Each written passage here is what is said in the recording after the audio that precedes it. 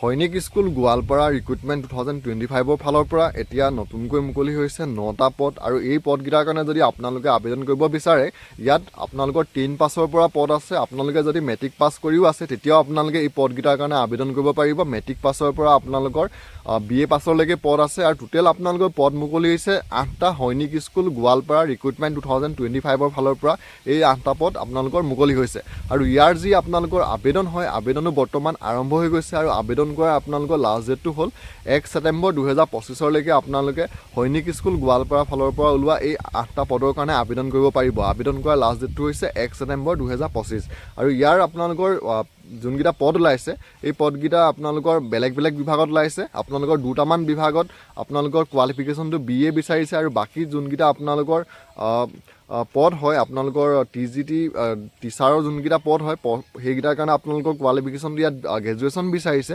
আৰু যোনটো LDC বা আপোনালোকৰ LDCৰ কাৰণে যোনটো পদ ওলাইছে সেইকেইটাৰ কাৰণে আপোনালোকৰ কোৱালিফিকেশ্যনটো বিচাৰিছে। অকল মেট্ৰিকুলেশ্যনটো হ'লেই আপোনালোকে আবেদন কৰিব পাৰিব আৰু এজ লিমিটটো আপোনালোকৰ 40 বছৰলৈকে ধৰি দিছে আৰু আপোনালোকৰ যোনটো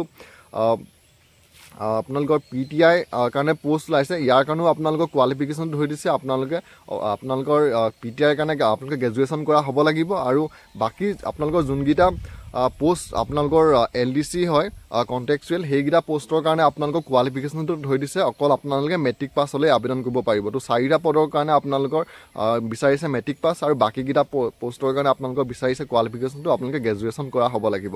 এজ লিমিটটো ধৰি দিছে আপোনালোকে 40 বছৰ বয়সলৈকে আবেদন কৰিব পাৰিব এই পদকেইটাৰ কাৰণে আৰু আপোনালোকৰ যোনটো দৰমহা হয় ইয়াৰ আপোনালোকৰ প্ৰথম যোনকেইটা গ্ৰেজুৱেশ্যন লেভেলৰ পোষ্ট আছে সেইকেইটাৰ দৰমহাটো থাকিব আপোনালোকৰ 44,900 টকা আপোনালোকৰ মাহিলী দৰমহা হ'ব আৰু বাকী যোনকেইটা মেট্ৰিক পাছৰ পোষ্ট সেই পোষ্টকেইটাৰ আপোনালোকৰ দৰমহাটো থাকিব 21,900 টকা।